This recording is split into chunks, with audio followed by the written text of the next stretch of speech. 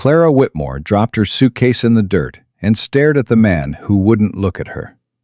He stood on the porch of a house that was falling apart, hat pulled low, jaw tight. Behind him, dust covered everything: the railing, the windows, the silence between them. "You were hired to scrub floors," Caleb Mercer said without turning around. Then he added, quieter than the wind, "But this land needs a lady." She didn't know yet that those words would cost her everything she thought she wanted, and give her everything she never dared to dream.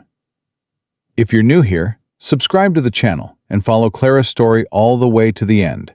Drop a comment and tell me what city you're watching from. I love seeing how far these stories travel.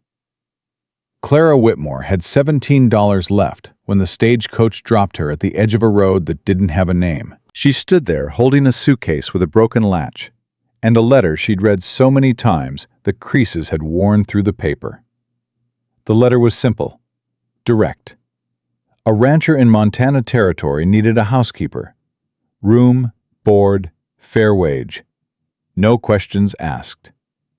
That last part was what sold her, because Clara Whitmore had questions she didn't want anyone asking. She walked the last quarter mile on foot. The driver had pointed down the road and said, "Red Hollow's that way, ma'am. Can't miss it." He was wrong. She almost missed it. The gate leaned sideways. One hinge was gone entirely.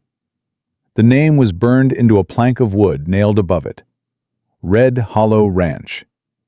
But the letters had faded so badly, she had to squint to read them.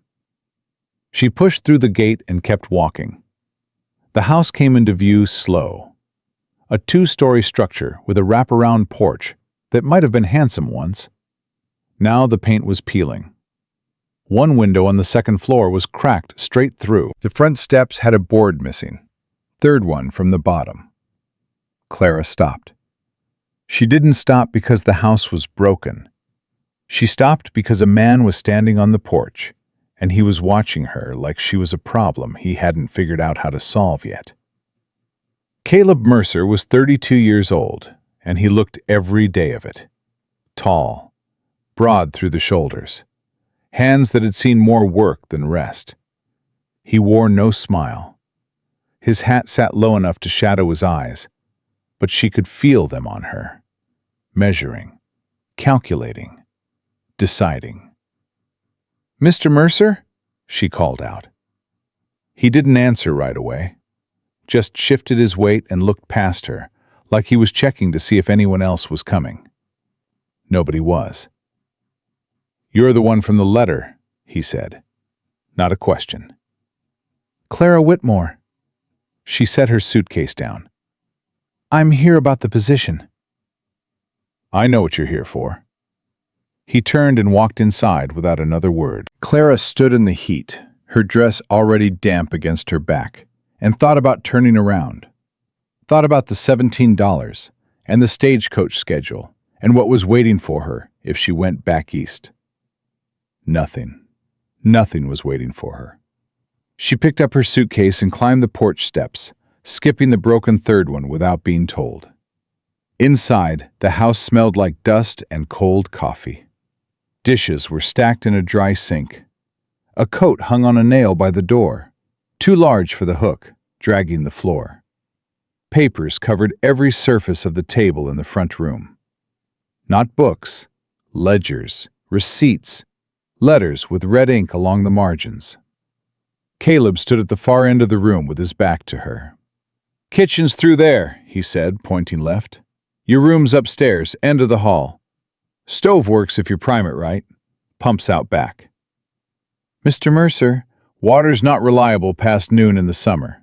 Fill what you need in the morning." "Mr. Mercer." He stopped.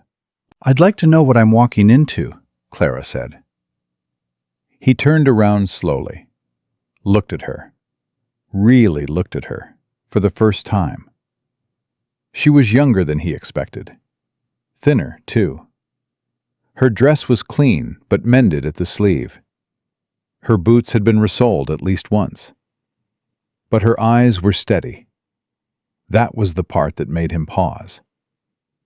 "You're walking into a ranch that needs more help than one woman can give," he said. "Then it's a good thing I'm not offering just one thing." Something shifted in his face. Not softness, not warmth, just attention. "You'll start tomorrow," he said. "Supper's whatever you can make from what's in the pantry." He walked past her toward the door. "Mr. Mercer." He stopped again, hand on the doorframe. "The letter said fair wage," Clara said. "I'd like to know what that means before I unpack." "It means you'll eat. You'll have a roof. And if the ranch survives the summer, you'll be paid in full come fall." "If it survives?" He didn't answer. The screen door slapped shut behind him. Clara stood alone in the room, full of paper and dust. And for the first time since leaving Pennsylvania, she felt something sharper than fear. Curiosity. She set her suitcase by the stairs and walked to the table. She picked up one of the ledgers and opened it. The numbers hit her like cold water. Red Hollow Ranch was drowning. Expenses outpaced income by nearly double. Cattle counts were down. Feed costs were climbing. And there were debts. Old ones, marked in a hand that wasn't Caleb's. His wife's, maybe. Or his father's. Someone who'd been gone long enough that the ink had yellowed. Clara turned the pages slowly. Her hands didn't shake. She'd seen numbers like these before, in her father's office, the year before he lost everything. Before the bank took the house in Philadelphia. Before her mother stopped eating. Before Clara learned that dignity was something you could lose overnight if you weren't careful. She closed the ledger and put it back exactly where she found it. Then she went to the kitchen and started working. By the time the sun dropped low, Clara had the kitchen scrubbed, the pantry sorted, and a pot of bean soup on the stove. It wasn't much, but it was hot and it was ready. Caleb came in through the back door with a man she hadn't seen before. Older, weathered. He had the kind of face that looked like it had been carved by wind and bad decisions, but his eyes were kind. "Ma'am," the man said, tipping his hat. "Elias Boone. I'm the foreman here. What's left of one, anyway." "Clara Whitmore." "She's the new housekeeper," Caleb said, washing his hands in the basin without looking up. "Well, it's about time somebody cleaned this place," Elias said. "I was starting to think the spiders had filed a claim." Clara almost smiled. Almost. They sat down to eat. Nobody talked for the first few minutes. "There's something to cook with." "Clara, there's something to cook with," Clara said. "Pantry's been low," Caleb said, not looking up from his bowl. "I'll ride to town for supplies this week." "I saw the ledger," Clara said. The room went quiet. Caleb's spoon stopped halfway to his mouth. He set it down carefully. "You went through my papers." "They were on the table, in plain sight." "That doesn't mean they're yours to read." "No," Clara agreed. "But if I'm working for a ranch that might not exist in 3 months, I'd like to know now rather than later." Elias leaned back in his chair and looked at the ceiling like he was praying for patience. Caleb's jaw tightened. "The ranch will exist." "Not at this rate," Clara said. "You're losing money faster than you're making it. Your cattle count is down by 1/3 from last year.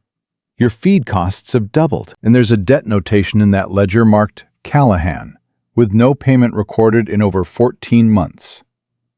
Silence. Elias let out a long breath. "Well," he muttered, "she reads fast." "Who is Callahan?" Clara asked. Caleb stood up from the table.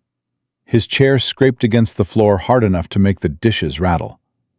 "Callahan is not your concern," he said.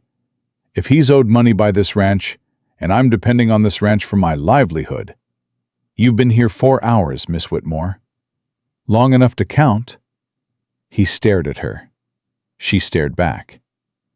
Elias very quietly took another spoonful of soup.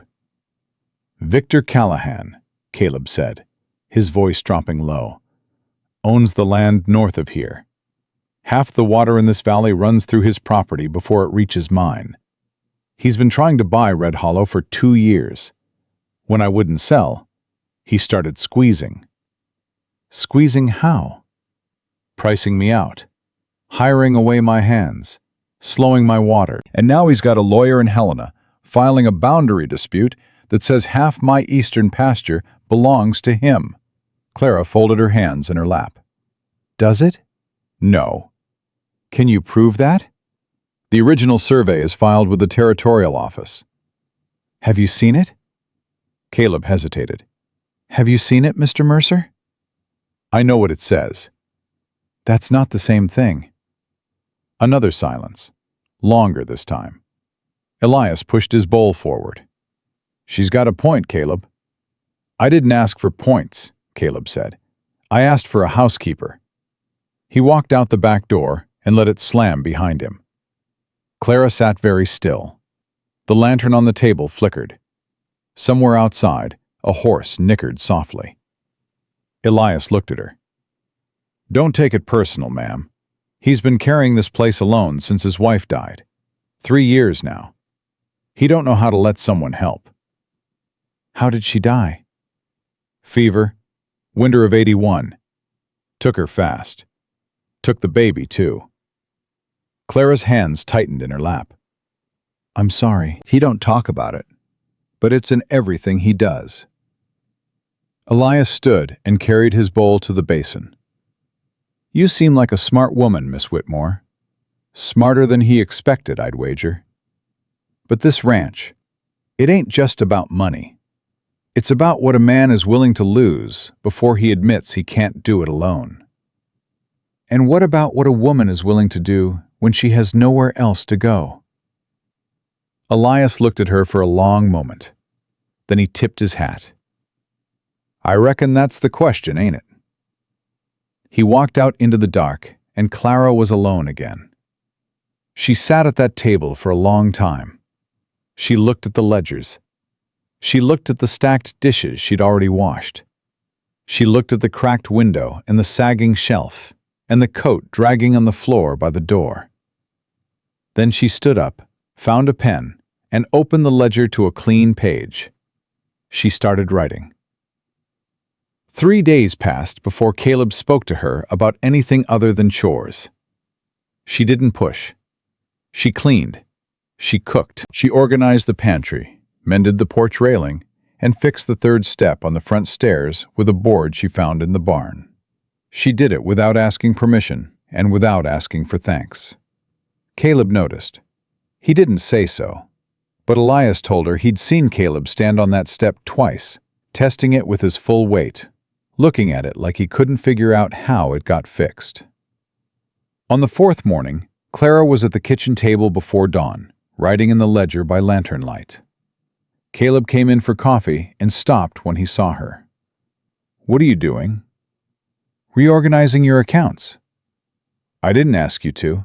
You're double recording feed expenses, and your cattle sale for March is entered wrong. You wrote the gross, not the net. After transport costs, you actually lost $12 on that deal. He stood there, coffee pot in hand, staring at her. Where did you learn to do this? My father was a merchant in Philadelphia. I kept his books from the time I was 14. You kept books. Until there were no books left to keep. He poured his coffee slowly, sat down across from her, looked at the ledger. Show me, he said. She did. For an hour she walked him through every error, every gap, every place where money was bleeding out with no record. She showed him where feed could be purchased cheaper from a different supplier in town. She showed him where his cattle count didn't match his branding records, meaning either someone was stealing or the count was wrong from the start. Caleb listened. He didn't interrupt. His face didn't change much, but his eyes did. Something behind them opened. Just a crack. You see all this, he said quietly. And you still stayed? I've seen worse, Mr. Mercer. I've lived worse.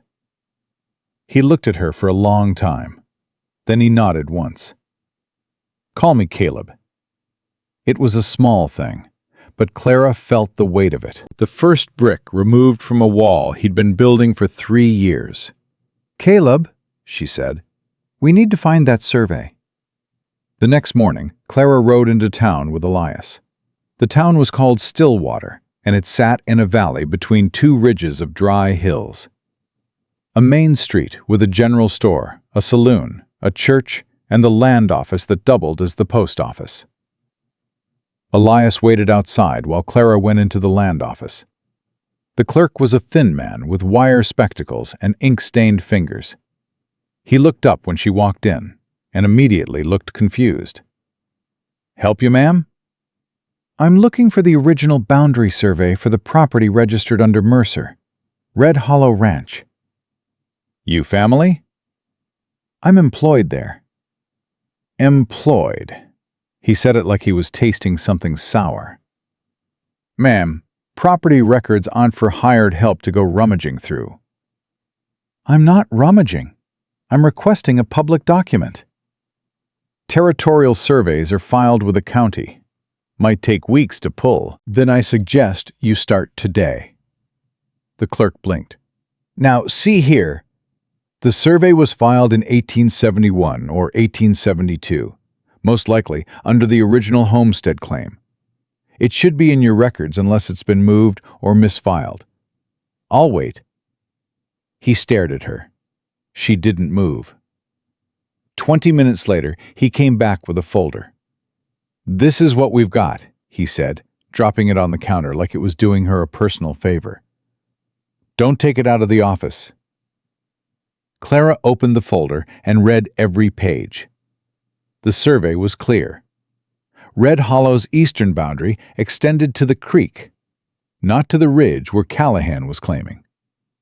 The original markers were documented with coordinates and witness signatures. But there was something else in the folder. A newer document. A petition filed 6 weeks ago by one Victor Callahan, requesting a boundary resurvey based on irregularities in original documentation.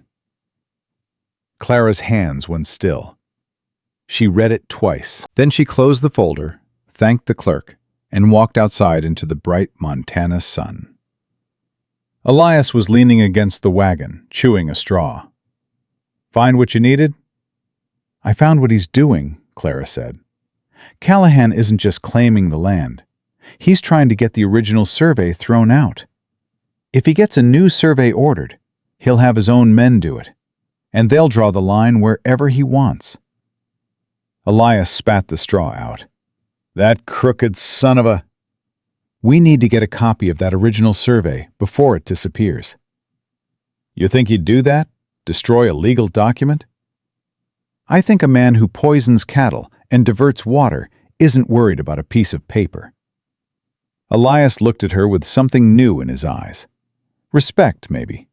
Or fear. Ma'am, he said, you sure you were hired to clean house?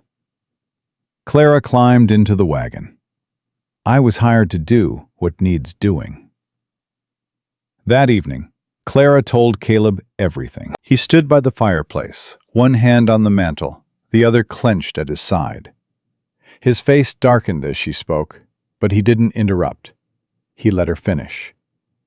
When she was done, the room was so quiet she could hear the fire popping. He filed 6 weeks ago, Caleb said. Yes. And nobody told me. The clerk didn't seem eager to share information with anyone from Red Hollow. Callahan's got people in that office. I believe so. Caleb turned away from her and stared into the fire. The light moved across his face, hard lines, clenched jaw, eyes that burned with something more than anger. I've been fighting this man for 2 years, he said, with fences and cattle and sweat. And he's been fighting me with paper.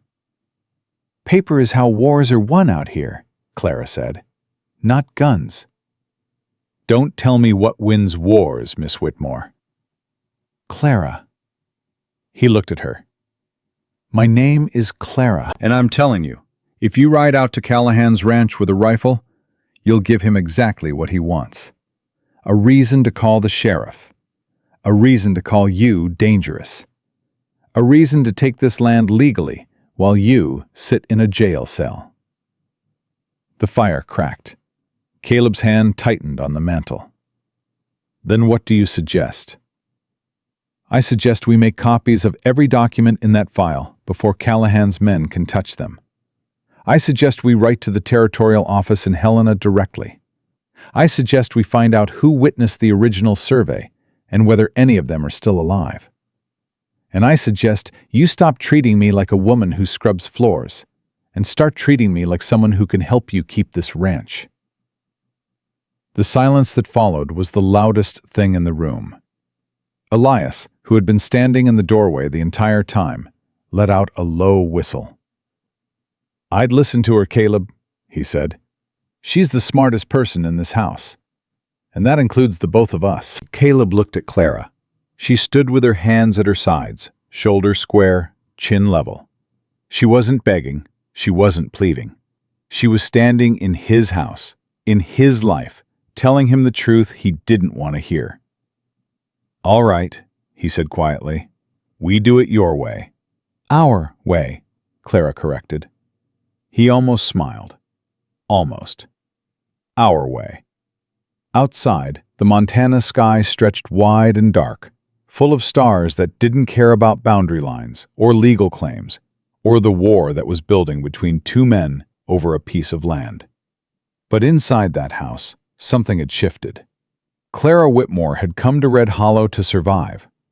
Now she was beginning to fight. And Caleb Mercer, for the first time in 3 years, was not fighting alone. The next morning came fast, and Clara was already at the table when Caleb walked in. She had the ledger open, a fresh page filled with her handwriting. Names, dates, numbers, all lined up in tight, careful rows. She didn't look up when he poured his coffee. She didn't look up when he sat down across from her. You sleep at all? He asked. Enough. That's not an answer. It's the one you're getting. She turned the ledger toward him. I went through every entry from the last 18 months. You've been paying Callahan a water access fee. I know that. Did you know it's not legal? Caleb set his cup down. What do you mean? There's no recorded easement granting Callahan control of the creek that feeds your eastern pasture. The water originates on territorial land, unclaimed. He doesn't own it. He's been charging you for something that isn't his. Caleb's face went still, the kind of still that happens right before a man either breaks something or walks away. He did neither. How much? He asked. Over 14 months? Close to $300. $300. He repeated it like the words had weight. Because they did. $300 was the difference between surviving the summer and losing the herd. He's been bleeding you slowly, Clara said. Not enough to kill the ranch in one blow, just enough to weaken it. So when he makes his offer to buy, you'll be too tired to say no. Caleb pushed back from the table and stood. He walked to the window and stood there with his hands braced on the sill, his back to her. 3 years, he said quietly. 3 years I've been paying that man like he owned the water God put in the ground. You didn't know. I should have. You were grieving, Caleb. You were keeping this place alive with your bare hands. You can't do that and read every law on the books at the same time. He turned around. His eyes were hard, but not at her, at himself. And you figured this out in 4 days. I figured it out because I've seen men like Callahan before. My father lost everything to a man just like him. A man who smiled and shook your hand and stole from you with the other. I was 14 when I watched my father sign away our home because he didn't read the fine print. Clara closed the ledger. I promised myself I'd never let that happen again. Not to me, not to anyone I... She stopped. Caleb waited. Not to anyone I work for, she finished. Something passed between them. Quick, unspoken, heavy. Neither of them named it. Elias came through the back door with his hat in his hand and dust on his boots. He looked at the two of them standing on opposite sides of the kitchen, like fence posts in a storm, and cleared his throat. "Morning," he said carefully. "We got a problem." "Another one?" Caleb muttered. "Jake Howell quit. Packed his things last night and rode out before dawn." Caleb's jaw tightened. "He say why?" "Didn't have to. Saw him talking to one of Callahan's men at the fence line 2 days ago. My guess? Callahan offered him double wages. That's the third hand we've lost this summer." "I know it. How many we got left?" "You, me, and old Pete. And Pete's hip is so bad he can barely mount up." Clara watched Caleb absorb this. She watched the way his shoulders dropped, just half an inch, before he pulled them back. She watched him rebuild himself right there in the kitchen, brick by brick, the way a man does when he's been doing it so long he doesn't even know he's doing it anymore. "We'll manage," he said. "Caleb," Elias said gently, "we can't run 600 head with 3 men." "We'll manage." Elias looked at Clara. Clara looked at Elias. Neither of them argued. But Clara made a decision in that moment, the kind of decision that doesn't announce itself, that doesn't come with trumpets or drama, the kind that settles into a woman's bones like iron. She was done being the housekeeper.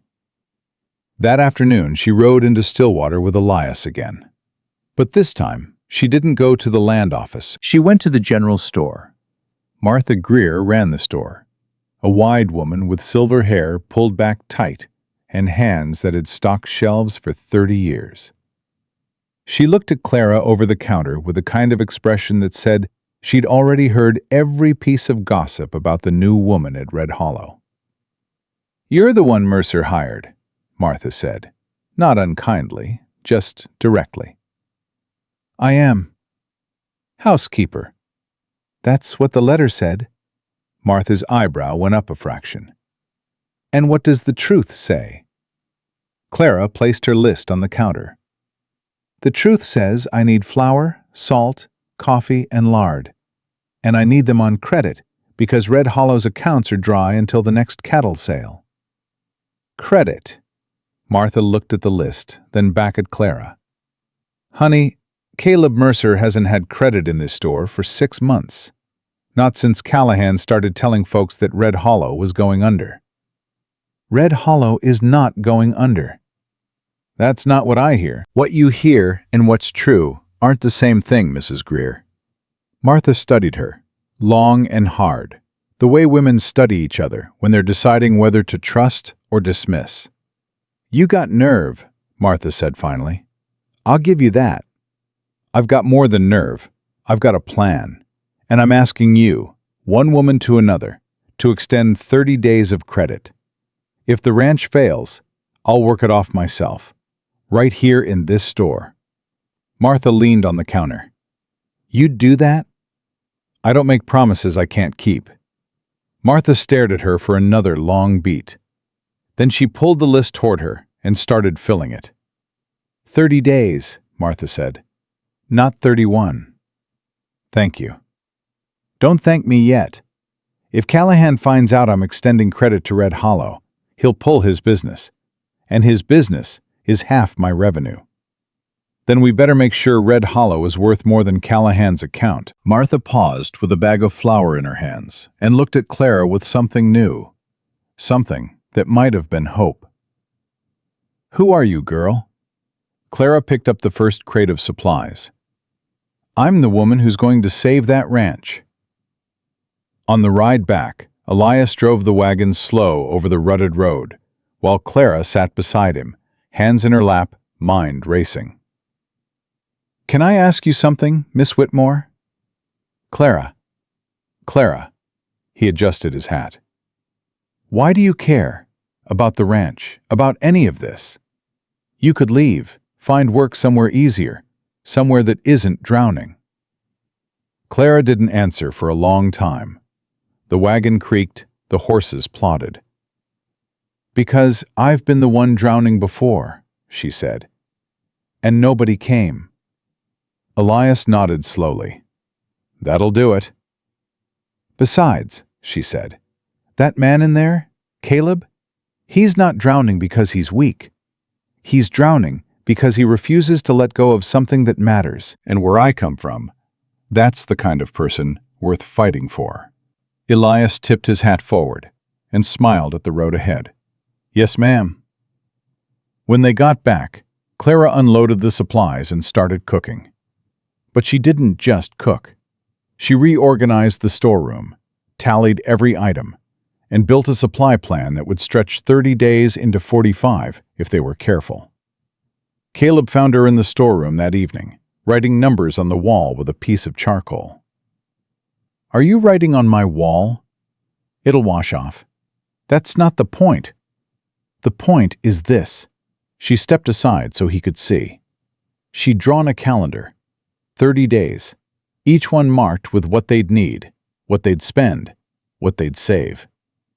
"If we cut the coffee ration in half and slaughter one of the older steers for meat instead of buying from town, we can stretch this through August."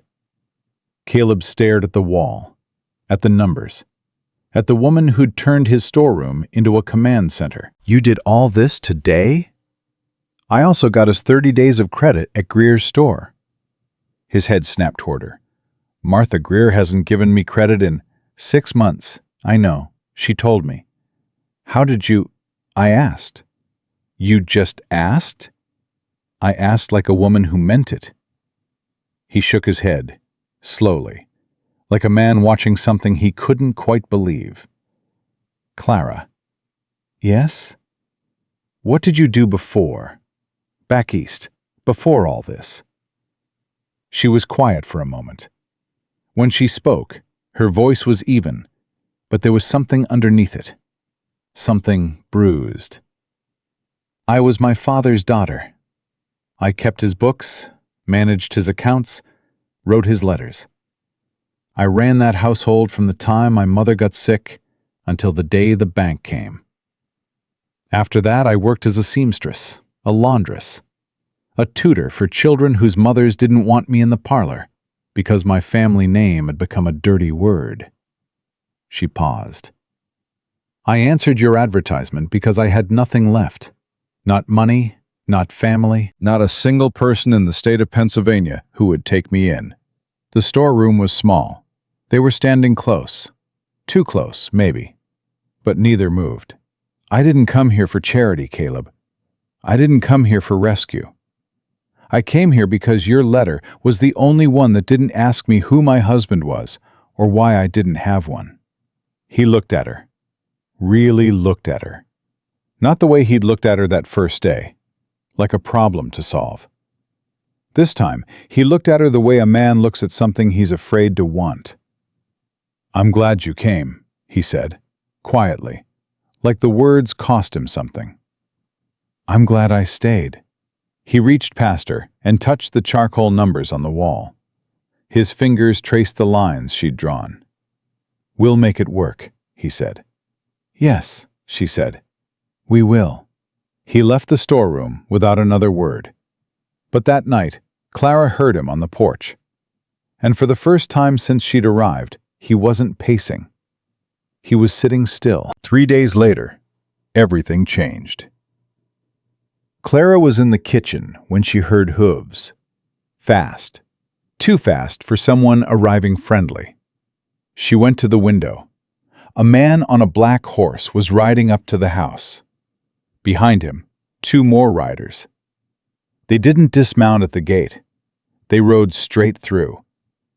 Caleb came off the porch with his rifle before Clara could speak. "That's far enough," Caleb called out. The man in front reined up.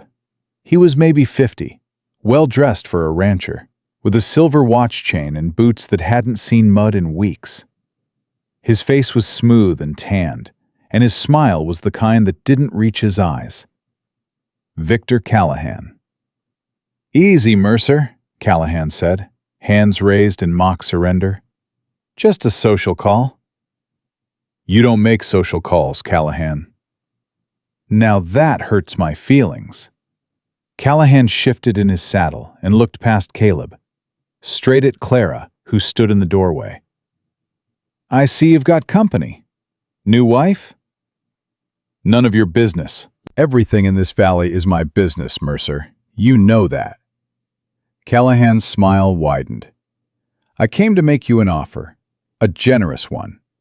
1,200 for the ranch, land, cattle, buildings, everything. The land alone is worth 3 times that.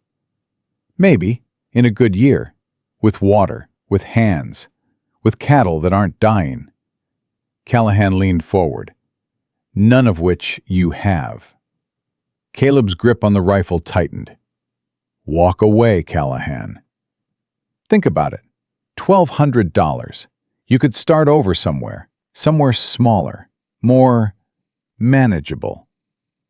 "I said walk away." Callahan's eyes drifted to Clara again. Something cold moved in them, something calculating.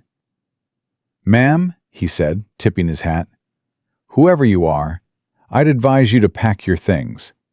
This ranch won't last the summer." Clara stepped off the porch. She walked right past Caleb, right up to Callahan's horse, and looked up at him with a face that could have been carved from stone. "Mr. Callahan," she said, "I know about the water fees. I know they're illegal. I know about the boundary petition you filed in Helena. And I know the original survey contradicts every claim you've made." Callahan's smile didn't move, but his eyes did. "I don't know who you are, miss. My name is Clara Whitmore, and I'm telling you, formally, that Red Hollow Ranch will be contesting your petition, challenging the water fees, and filing for full reimbursement of every dollar you've taken under false pretense." Silence. One of Callahan's riders shifted uncomfortably in his saddle. Callahan looked at Clara for a long time. Then he looked at Caleb, then back at Clara. "You've got yourself a lawyer, Mercer?" Callahan said softly. "Or just a woman with a big mouth?" "I've got someone who reads," Caleb said, "which is more than you counted on." Callahan's smile finally broke. What was underneath wasn't anger. It was something worse. Patience. "You're making a mistake," he said. "Both of you." He turned his horse and rode back through the gate, his men behind him. The dust settled slowly. Clara stood in the yard, her hands shaking. Caleb walked up beside her. He didn't touch her, didn't say anything heroic. He just stood there, shoulder almost touching hers, watching the riders disappear. "You shouldn't have done that," he said. "Probably not." "He'll come back harder now." "I know." "He's not a man who forgets." "Neither am I." Caleb looked at her, and for the first time since she'd known him, something cracked in his face. Not pain, not anger. A smile. Small, barely there, but real. "No," he said. "I don't reckon you are." That night, Elias rode in late from checking the eastern fence line. He came into the kitchen where Clara and Caleb were sitting at the table, maps spread between them, and he dropped his hat on the counter without his usual humor. "We got trouble," he said. "What kind?" Caleb asked. "The creek's running low, half what it was last week, and I found fresh tracks along the ridge. Wagon tracks. Someone's been up there diverting water." Clara's stomach dropped. Caleb stood up slowly. "He's doing it. He's actually cutting the water." if that creek drops much more, we lose the eastern pasture by August. Cattle can't graze without water." Clara looked at the map. She traced the creek line with her finger, following it north toward Callahan's property. "The diversion point," she said. "Where is it?" "About 2 miles up, near the ridge crossing. There's a natural bend where the creek narrows. Perfect spot to dam it or trench it." "And it's on territorial land?" "Far as I know." "Then it's illegal. He can't divert water on land he doesn't own." "Legal or not," Elias said, "the water's going. And by the time a judge hears about it, the pasture will be dead." Caleb reached for his hat. "Where are you going?" Clara asked. "To fix it." "Caleb, I'm not going to shoot anyone. I'm going to fill in whatever trench they dug and open that creek back up. And when Callahan's men come back tomorrow and dig it again, then I'll fill it again." "That's not a solution. That's a war of shovels. You got a better idea?" Clara thought for exactly 3 seconds. "Yes, I need to go back to the land office. Tomorrow. First thing." "For what?" "Water rights. If the creek originates on territorial land, there's a water use filing system. First to file gets priority. If Caleb files a water use claim before Callahan does, the diversion becomes not just illegal, it becomes theft." Elias whistled low. "She's something, Caleb." "I'm beginning to notice," Caleb said. He didn't ride out that night. Instead, he sat at the table with Clara until the lantern burned low, and they went through every map, every record, every piece of paper she'd collected. They built their case the way you build a wall, one stone at a time. And when the lantern finally sputtered out, Caleb spoke in the dark. "Clara." "Yes?" "My wife, Margaret. She used to say that God doesn't send you what you want. He sends you what the land needs." Clara was quiet. "I think she was right," he said. He stood and walked to the door, paused with his hand on the frame. "Thank you," he said, "for staying." Then he was gone, and Clara sat alone in the dark kitchen, her heart pounding against something she hadn't expected and wasn't ready to name. The next morning she rode to Stillwater before the sun was fully up.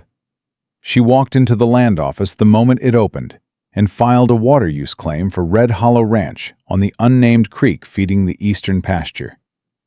The clerk looked at her with the same sour expression as before. "You again." "Me again, and this time I'd like a stamped receipt." She got it. On her way out of the land office, she nearly walked into a man standing in the doorway. Tall, well-dressed, a badge pinned to his vest. Sheriff Doyle. He looked at the papers in her hand, then at her face. "You're the woman from Red Hollow," he said. "I am." "Callahan tells me you've been making threats." "I've been making filings. There's a difference." Doyle's jaw worked. He was a big man, maybe 45, with the kind of face that had been handsome once, but had gone soft in the wrong places. He looked like a man who slept poorly and made decisions worse. "I'm going to give you some advice, miss, free of charge." "I'm listening." "Let it go. Whatever fight you think you're picking with Victor Callahan, let it go. That man has friends in Helena. He has money. He has patience. And he doesn't lose." Clara folded the receipt carefully and put it in her pocket. "Sheriff Doyle," she said, "with all due respect, neither do I." She walked past him into the street, and she did not look back, but her hands were shaking the entire ride home. Because she knew that what had started as a boundary dispute had become something much bigger. This wasn't about land anymore. This was about whether a woman with nothing and a man with everything to lose could stand against the kind of power that had been crushing people like them since the territory was drawn. When she got back to Red Hollow, Caleb was waiting on the porch. He stood when he saw her ride in. He walked down the steps and took the horse's reins while she dismounted. "Did you file it?" he asked. She pulled the receipt from her pocket and handed it to him. He read it again. Then he looked at her with an expression she hadn't seen before. Something raw and unguarded, like a window thrown open after years of being shut. "Clara Whitmore," he said. "Where in God's name have you been all this time?" She took the receipt back and tucked it away. "Waiting," she said, "for something worth fighting for." The water came back 2 days after Clara filed the claim. Not because Callahan had a change of heart. Because Caleb and Elias rode up to the ridge before dawn and tore out the diversion trench with their bare hands and a pair of shovels. But Clara knew it wouldn't hold. Men like Callahan didn't stop because you won a round. They stopped when you broke something they couldn't fix. And she hadn't broken anything yet. The first week of August hit Red Hollow like a fist. Heat came in waves that pressed down on the land and didn't lift, even at night. The cattle bunched near the creek, and the 3 men left on the ranch, Caleb, Elias, and old Pete, worked from before sunrise until after dark just to keep things moving. Clara cooked, kept the books, hauled water, mended tack, and fell into bed each night so tired her bones ached. But the ranch was holding. Barely. On the 8th day of August, Clara was in the kitchen doing the accounts when she heard Elias ride in hard. Too hard. The horse was lathered and blowing when he pulled up to the porch, and he was off the saddle before the animal stopped. "Clara!" He was through the door in 3 steps. "Where's Caleb?" "South pasture. What happened?" Elias put both hands on the table and leaned forward, breathing hard. 12 head dead. Eastern fence line. Poisoned. Clara's pen stopped. "Poisoned how?" "Water trough. Someone put something in it. I found the cattle this morning. Bloated. Stiff. Been dead since last night. Maybe longer." "Did you check the creek?" "Creek's fine. It was the trough. Only the trough." "Someone came onto our land." "In the night. Through the eastern gate. I found boot prints." Clara stood up. Her hands were steady, but her voice was not. "Ride to Caleb. Tell him. Don't let him go to Callahan's place. Do you hear me, Elias? Don't let him ride over there." "Clara, if Caleb shows up at Callahan's ranch with a rifle after 12 dead cattle, Callahan will shoot him and call it self-defense. That's what he wants. That's what this is." Elias looked at her. His face was gray under the dust.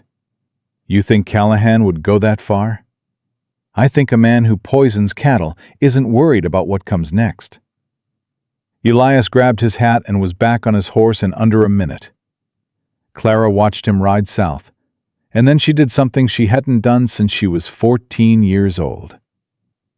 She prayed. Not long, not fancy, just 3 words whispered into the empty kitchen. "Let him listen." Caleb didn't listen. He rode in an hour later, and Clara knew from the way he dismounted, fast, hard, throwing the reins like they burned him, that Elias had failed. "Caleb, 12 head, Clara, 12. "I know. That's almost $1,000 in cattle. Gone. Because that man—" He stopped. His voice was shaking, not with fear, with rage so deep it had nowhere to go. "That man came onto my land, in the dark, like a coward, and killed my animals." "I know." "I'm going over there." "No. This is my ranch, and it won't be your ranch if you're dead or in jail." He turned on her. His eyes were wild. "Then what? What do I do? File another paper? Write another letter? While he picks me apart piece by piece?" Yes. That's not enough. It has to be enough. They stood in the yard, 3 feet apart, both breathing hard. The heat pressed down. Somewhere behind the barn, old Pete was singing to the horses, low and tuneless, the way he always did when things were bad. Clara spoke first, quiet, controlled. Caleb, I know what this feels like. I know what it feels like to watch someone take everything from you, one piece at a time, while the law does nothing. I watched it happen to my father. I watched it break him. And I swore I would never stand by and watch it happen again. Then don't ask me to stand by either. I'm not asking you to stand by. I'm asking you to fight smart. There's a difference between courage and stupidity, and right now you're standing on the wrong side of that line. His jaw worked, his fists clenched and unclenched at his sides. He killed my cattle, Clara. And we're going to prove it, not with a bullet, with a witness, a filing, and a judge. The judge is in Helena. That's 2 weeks. Then we have 2 weeks to build a case so strong that Callahan can't buy his way out of it. Caleb stared at her. The rage was still there. She could see it in every line of his body, in the cords of his neck, in the white of his knuckles. But something else was there too. Something he was fighting harder than Callahan. Trust. All right, he said. The words came out rough, like they'd been dragged over gravel. All right. Your way. Our way. He almost broke then. She saw it, a fracture in the wall he'd built so carefully for 3 years. A crack that ran straight through him. But he held. He held because that's what Caleb Mercer did. He held. Our way, he repeated. Clara rode into Stillwater that afternoon. She went straight to Martha Greer's store, but she didn't go inside. She stood on the porch and waited. She waited because she'd sent a message ahead with Elias, and she needed someone specific to show up. 20 minutes later, a woman in a blue bonnet came around the corner. Small, sharp-eyed, maybe 60. She walked with a cane but moved like she didn't need it. "You're the Whitmore girl," the woman said. "Yes, ma'am." "I'm Edna Harlan. My husband was Thomas Harlan. He witnessed the original survey of Red Hollow Ranch in 1871. Clara's heart hammered. "Is he alive?" "Died in 79. But I've got his papers, all of them, including the field notes from the survey." "Mrs. Harlan, I need those papers." "I know you do. That's why I'm here." Edna reached into her bag and pulled out a leather folder, soft with age. My Thomas was an honest man. He measured that land fair and square, and he told me on his deathbed, that Victor Callahan's father tried to bribe him to move the boundary markers. Thomas refused. Clara took the folder with hands that trembled. "It's all in there," Edna said. "The original notes, the measurements, and the letter Thomas wrote describing the bribe attempt. Dated and signed." "Mrs. Harlan, this could save the ranch." "I know." Edna's eyes were fierce. "My Thomas would have wanted that. He didn't stand up to a Callahan just to have his work erased by the man's son." Clara held the folder against her chest. "Thank you. I don't know how to—" "You can thank me by winning." Edna turned and walked away. She didn't look back. Didn't need to. Clara opened the folder right there on the porch. She read every page. Her hand shook the entire time, but her mind was clear. The field notes confirmed what she already knew. Red Hollow's boundary extended to the creek. But the letter, Thomas Harlan's letter, was something else entirely. It documented a pattern. The Callahan family had been trying to steal that land for over a decade. This wasn't just evidence. This was a weapon. She rode back to Red Hollow as fast as the horse could carry her. She found Caleb in the barn, cleaning the stalls by himself because there was nobody else to do it.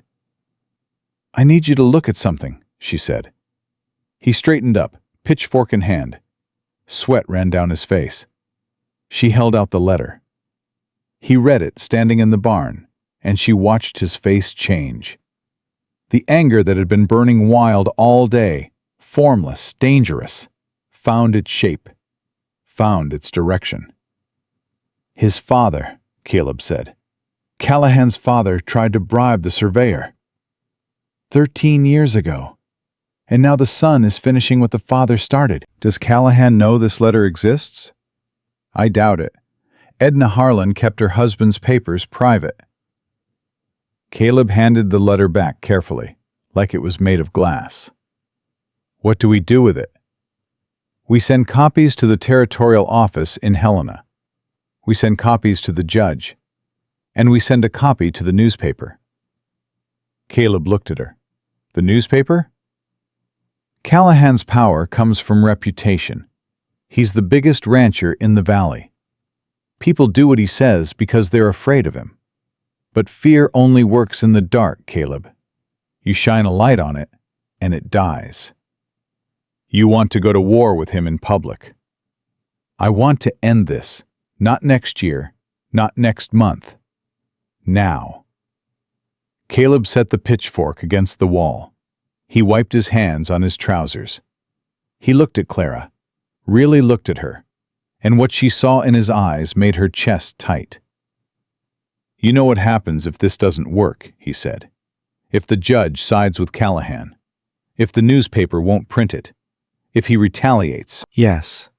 We lose everything. We're losing everything anyway. At least this way, we choose how we fight." He was quiet for a long time. The barn was hot, and the air smelled like hay and horse sweat and dust. "Margaret would have liked you," he said finally. Clara didn't know what to say to that, so she said nothing. But something shifted between them in that barn. Something that had been building since the first night she sat at his table and told him the truth about his own books. "I'll ride to Helena myself," Caleb said. "I'll deliver the papers in person." "It's a 3-day ride." "I know. That leaves the ranch with Elias, old Pete, and me." "I know that too." "Callahan could do anything while you're gone." "That's why I'm asking you something I never thought I'd ask anyone." He took a step closer. "Will you hold this place for me?" Clara looked at him, at this man who had lost his wife, his child, his hands, his cattle, and half his hope. Who was standing in a barn that was falling apart, asking a woman he'd known for 2 weeks to protect everything he had left. "I'll hold it," she said. "Clara, I said I'll hold it. Go." He left before dawn the next morning. Clara stood on the porch and watched him ride out. Just him and a saddlebag and the papers she'd prepared. And she didn't go back inside until he disappeared over the ridge. Then she turned around and looked at Red Hollow Ranch, hers to protect. The first day passed without incident. Clara kept to the routine: cooking, accounts, water hauling. Elias rode the fence lines. Old Pete tended the horses. Everything was quiet. Too quiet. On the second night, Clara couldn't sleep. She sat at the kitchen table with the lantern low, going through the ledger, when she heard something outside. A sound that didn't belong. She went to the window. Riders. 3 of them. Moving along the eastern fence line in the dark. Clara grabbed the rifle from above the door, the one Caleb had shown her before he left, the one he'd made her promise to keep loaded, and stepped onto the porch. "Elias!" she called toward the bunkhouse. He was out the door in seconds, boots untied, pistol in hand. "What is it?" "Riders. Eastern fence." Elias squinted into the dark. "I see 'em. 3, maybe 4. "Callahan's men?" "Who else?" "What are they doing?" They watched. The riders moved along the fence line, stopping at intervals. Clara heard the sound of wire, cutting, snapping. "They're cutting the fence," Elias said. "They cut that fence, the cattle scatter into Callahan's land. He rounds them up, claims they wandered onto his property. Legal possession." "Not if we stop them." "Clara, there's 3 of them and 2 of us, and Pete can barely hold a rifle steady." "I don't need to shoot them. I need to see them." She grabbed the lantern and ran. Elias cursed and ran after her. Clara hit the fence line at a dead sprint, lantern held high. The light caught the nearest rider full in the face. A young man, maybe 20, with wire cutters in his hand and guilt written across every feature. "I see you!" Clara shouted. "I see your face! I know who you are!" The rider froze. "Ride back to Callahan and tell him this. Everything that happens tonight, I will swear to in court. Every face, every cut wire, every hoof print. And I will not stop until a judge hears every word." The rider looked at his companions. They looked at each other. Nobody moved. "Get off this land," Clara said. Her voice didn't shake. Her hands did, but her voice was iron. "Now." They rode, all 3 of them, into the dark, back toward the north, back toward whatever Callahan had promised them for a night's dirty work. Clara stood at the fence line, lantern raised, until she couldn't hear hooves anymore. Then her knees buckled. Elias caught her arm. "Easy," he said. "Easy." You just ran off 3 armed men with a lantern and a loud voice." "Yes, ma'am, you did." Clara laughed. It came out shaky and wet, and she pressed her hand over her mouth to stop it. "Caleb is going to kill me," she said. "Caleb is going to build a statue of you." They repaired the fence by moonlight. 2 sections cut. Clara held the wire while Elias twisted it back together, and they didn't speak much, but the silence was the good kind, the kind that comes after you've been through something together and come out the other side. The 3rd morning, Clara was hauling water from the pump when she saw dust on the road from town. A single rider. Not Caleb. Too soon for Caleb. Sheriff Doyle.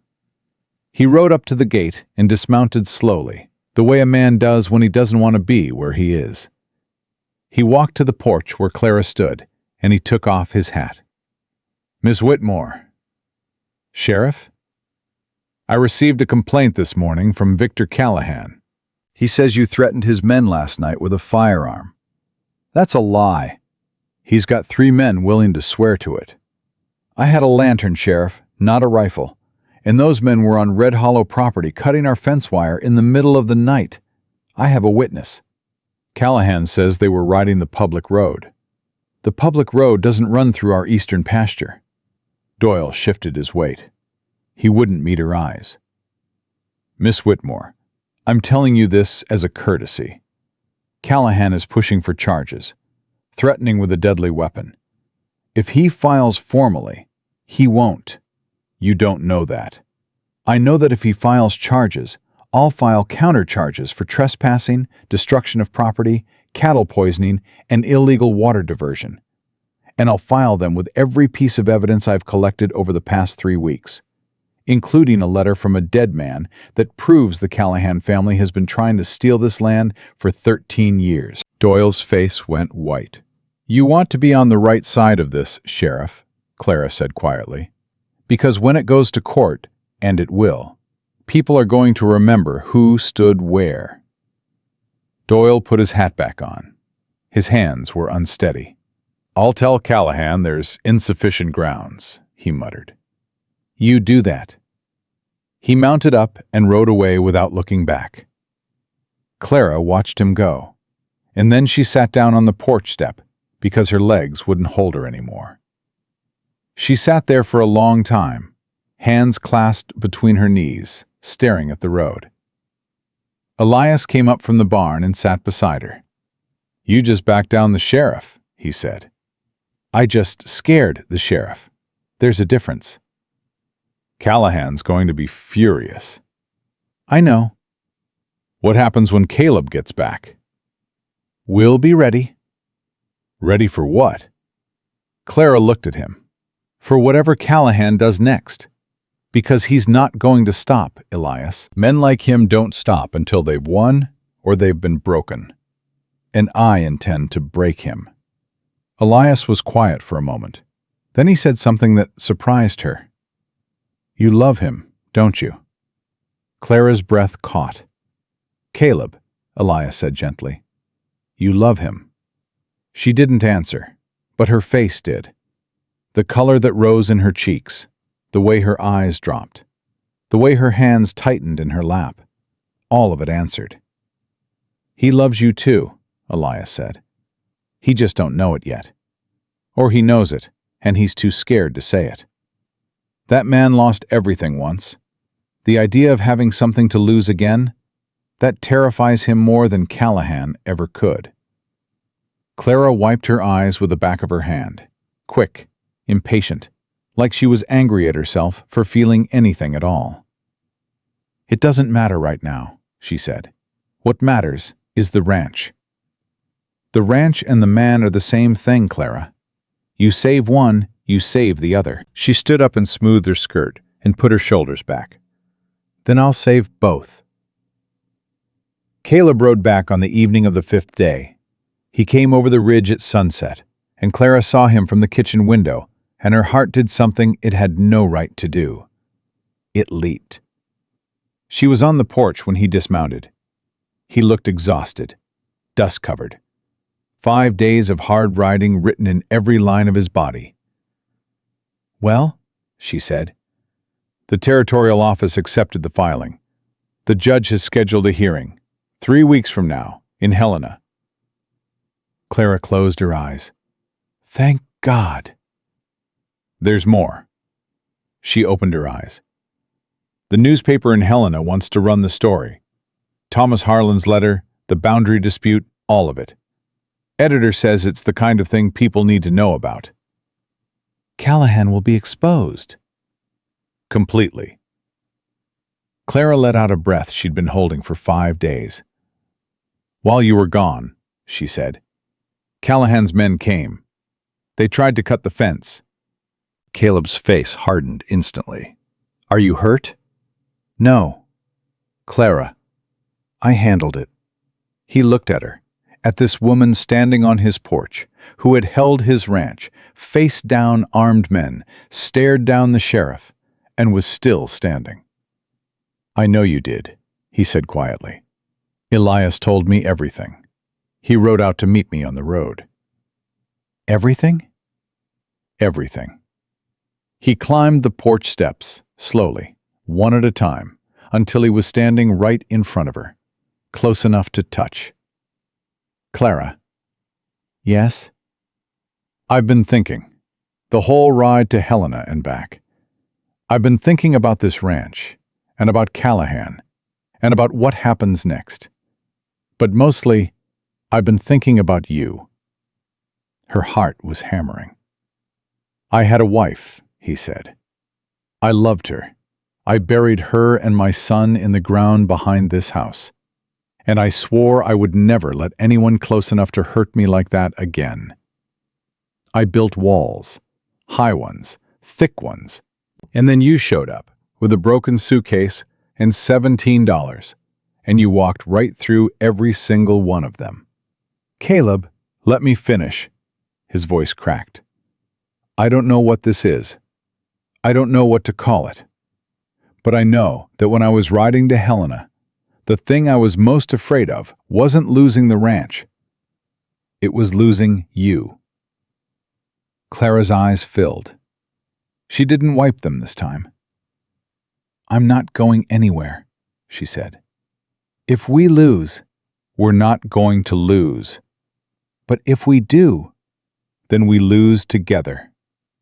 He reached out and took her hand. Just that, just her hand in his. Rough fingers, calloused palms, the grip of a man who didn't know how to be gentle, but was trying. "Together," he said. "Together." They stood like that on the porch, while the sky turned dark and the first stars came out, and neither of them let go. Inside the house, Elias sat at the kitchen table, eating cold beans straight from the pot, grinning like a fool. "About damn time," he whispered to nobody. 3 weeks. That's how long they had before the hearing in Helena.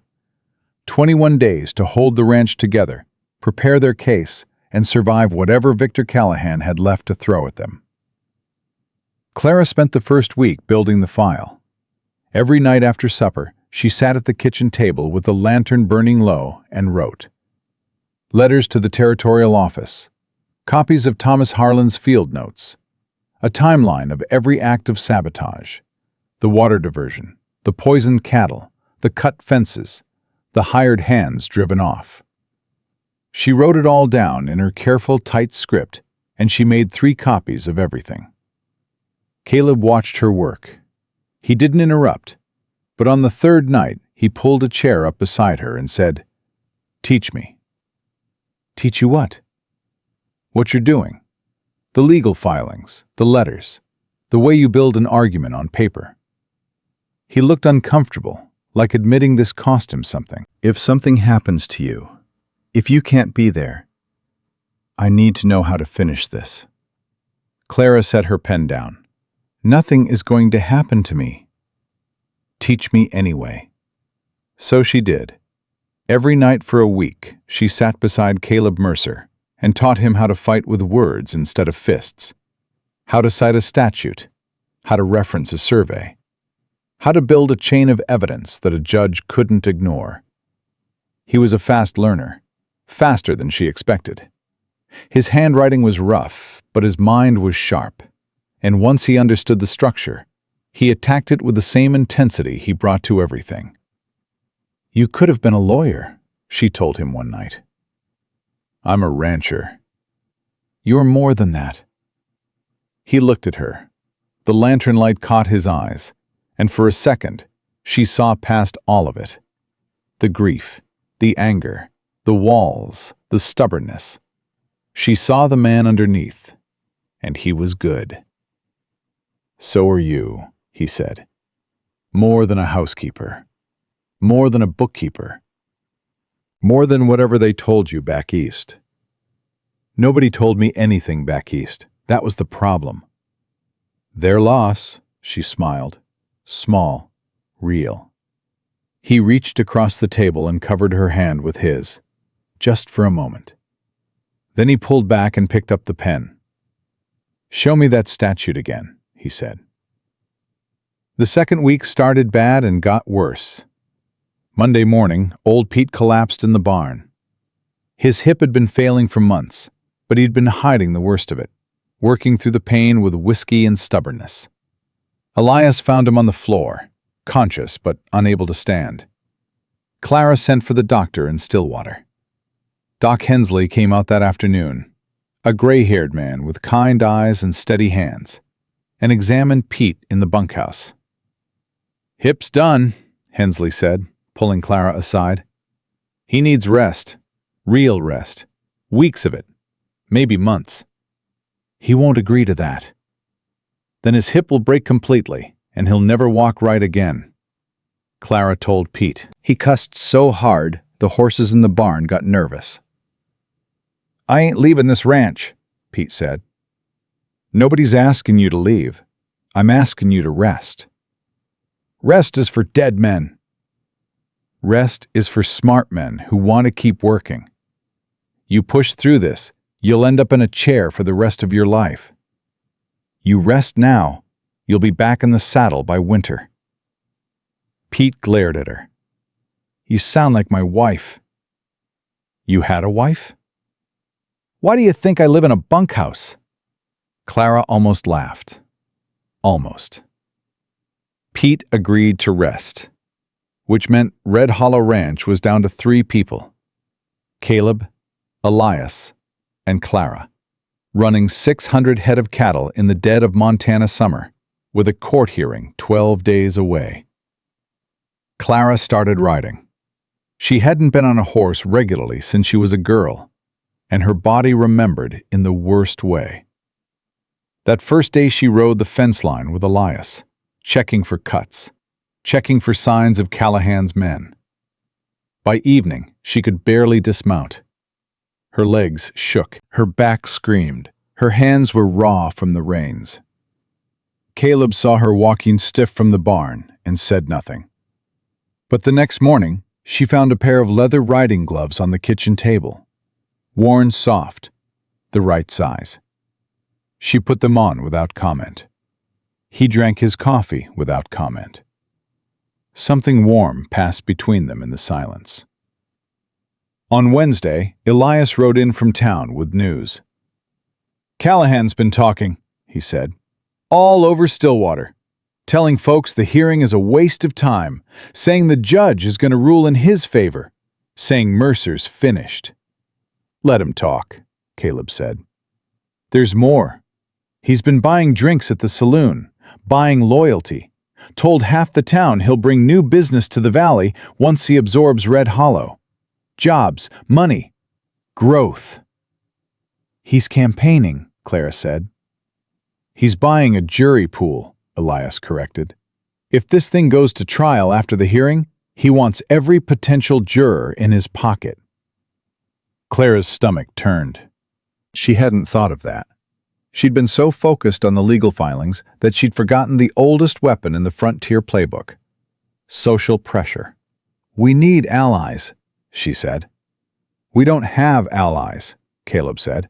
"We have a foreman, a crippled ranch hand, and a woman from Pennsylvania.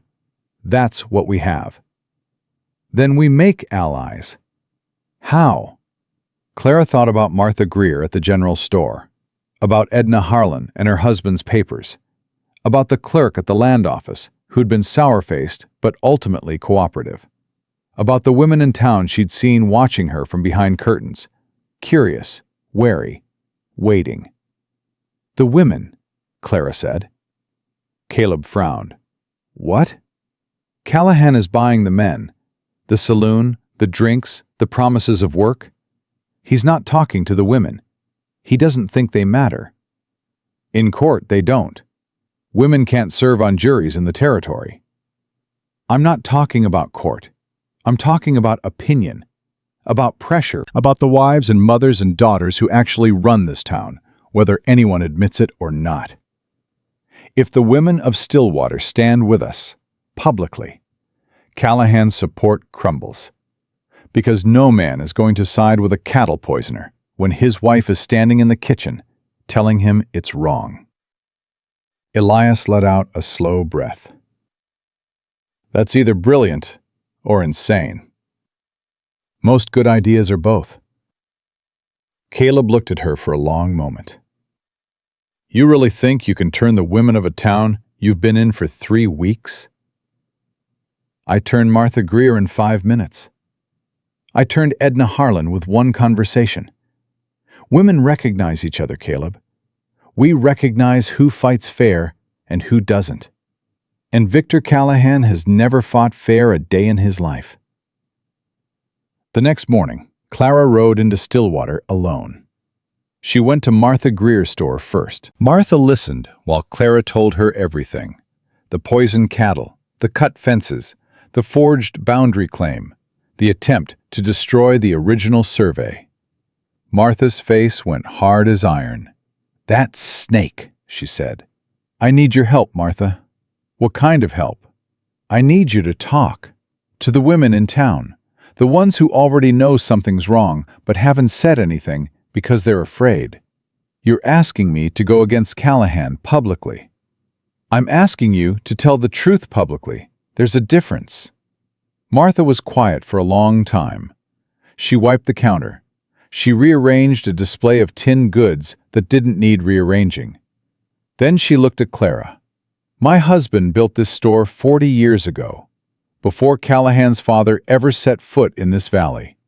I've watched that family bully and buy and cheat their way into power for 2 generations, and I've kept my mouth shut because keeping my mouth shut kept my business alive. I understand. No, you don't, because I'm done keeping my mouth shut. Martha came around the counter. She untied her apron and hung it on the hook by the door. "Give me an hour," she said. "I'll have 6 women at the church by noon."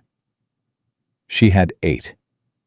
Clara stood in the Stillwater church that afternoon and spoke to 8 women ranging from 25 to 70 years old.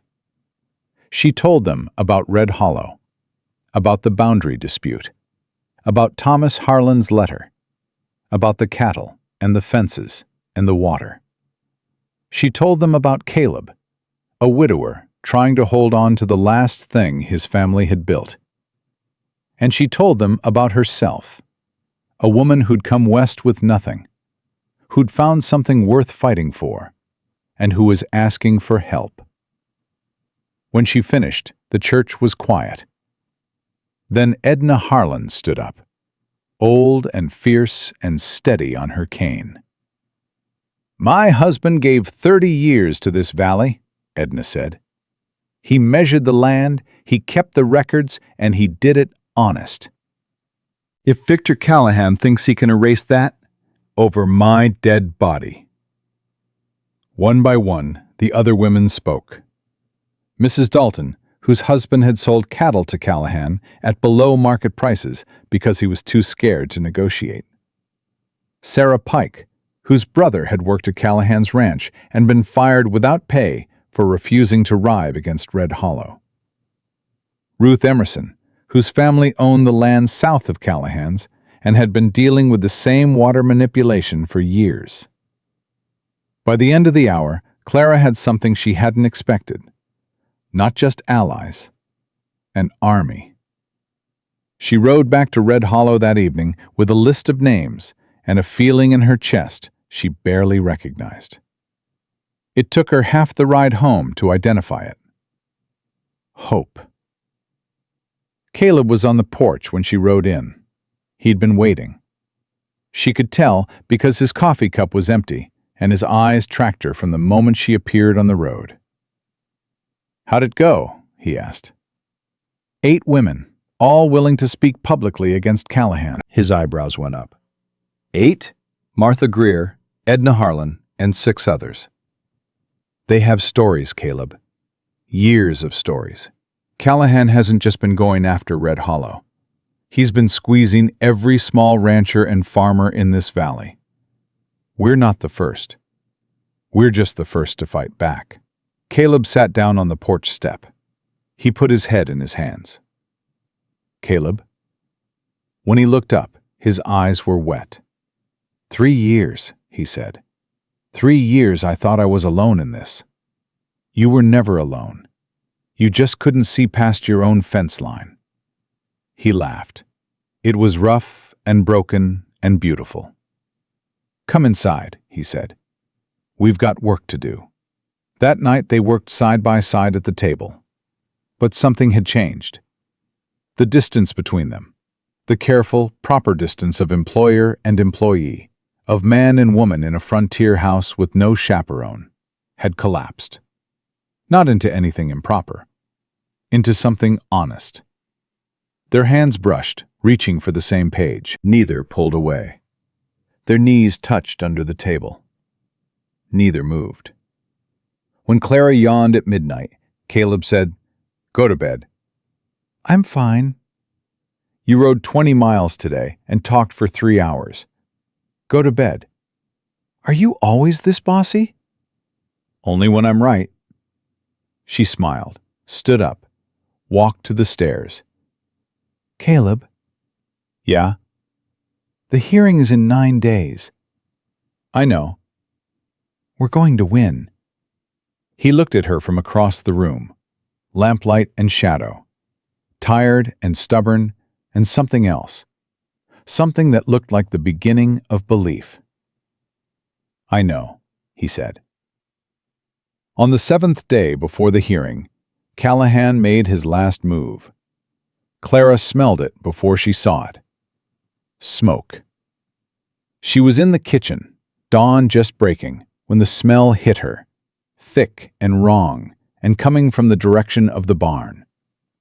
She was out the door before she could think, and what she saw stopped her cold. The barn was burning. Flames climbed the east wall, orange and vicious, feeding on dry timber in summer heat. Smoke poured from the hayloft.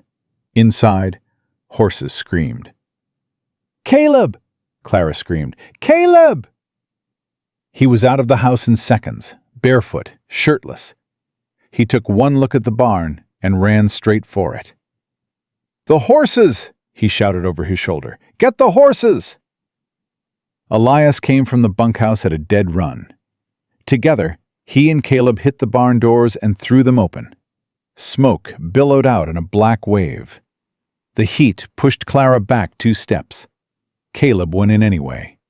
She heard him inside, coughing, shouting, fighting through smoke to reach the animals. One horse came out, then another, wild-eyed and screaming. Elias grabbed their halters and pulled them clear. A third horse came out. Caleb didn't. "Caleb!" Clara ran to the door. The heat was a wall. Smoke burned her eyes. She couldn't see anything. "Caleb!" Nothing. She went in. She went in because there was no version of her life, none, where she stood outside and waited while he died. The smoke was blinding. She dropped low, under the worst of it, and crawled. Her hands found straw, found dirt, found a boot. His boot. He was on the floor. A beam had come down across his back, not pinning him, but it had knocked him flat. He was conscious, coughing so hard his whole body shook. "Get up," Clara said. "Caleb, get up." "The last horse. Forget the horse. Get up." She grabbed his arm and pulled. He weighed twice what she did, but she pulled with everything she had, with every ounce of stubbornness and fury and love she'd been carrying since the day she walked through his gate. He got his feet under him. She got her shoulder under his arm. Together, they stumbled toward the door, toward the light, toward air. They came out of the barn and collapsed in the dirt. Elias hit them with a bucket of water, then another. Then he was on his knees beside them, checking for burns, checking their eyes, saying things Clara couldn't hear because her ears were ringing. Caleb rolled onto his back, coughing. His face was black with soot. His hands were burned, but he was breathing. "You stupid man," Clara said, and she was crying. "You stupid, stubborn man." "The horses are fine, all 4 of them. Elias got the last one." Caleb closed his eyes. His chest heaved. "You came in," he said. "Of course I came in." "You could have died. So could you." He opened his eyes and looked at her. Really looked at her. With soot on her face and tears cutting through it, and her hair wild, and her hands shaking, and her jaw set like she'd fight God himself if he tried to take this man from her. "Clara Whitmore," he said. "Marry me." Everything stopped. The fire roared. The horses stamped and blew. Elias went very, very still. "Not for the ranch," Caleb said. "Not for the legal protection, not for strategy. Marry me because I love you, and I'm too tired and too burned to pretend I don't." Clara wiped the soot from her face with the back of her hand. She was shaking all over. From the smoke, from the fear, from something bigger than both. "Yes," she said. "Yes?" "You heard me, yes. But if you ever run into a burning building again, I will kill you myself." Elias sat back on his heels and laughed so hard he had to take his hat off and hold it over his face. The barn was a loss. Half of it, anyway. The east wall was gone. The hayloft was destroyed. Feed stores, burned. Tack, most of it gone. But the horses were alive. The house was standing. And in the wreckage, Elias found something. A kerosene can, hidden behind the water trough. not theirs. Arson, Elias said, holding up the can. Callahan, Caleb said. We need the sheriff, Clara said. The sheriff works for Callahan. The sheriff is scared, and scared men make mistakes when the pressure changes. Clara took the kerosene can. This is evidence, physical evidence. Combined with everything else we have, this is enough. Enough for what? Enough to destroy him. Clara rode to Stillwater one more time, but she didn't go to the sheriff's office. She went to the telegraph office. She sent 3 telegrams. One to the territorial office in Helena, reporting arson. One to the newspaper editor, adding arson to the story. And one to a name she'd found in her father's old papers. A name she'd been saving like a bullet in a chamber. Judge Samuel Whitfield, Federal Circuit Court. A man who owed her father a debt from 20 years ago. A man who had jurisdiction over territorial land disputes. She didn't ask for a favor. She asked for justice. Then she rode home. The hearing was in 6 days. The barn was half destroyed. The ranch was running on 3 people and sheer will. Callahan was escalating. The sheriff was compromised, and Clara Whitmore had just agreed to marry the man she loved in the middle of a war.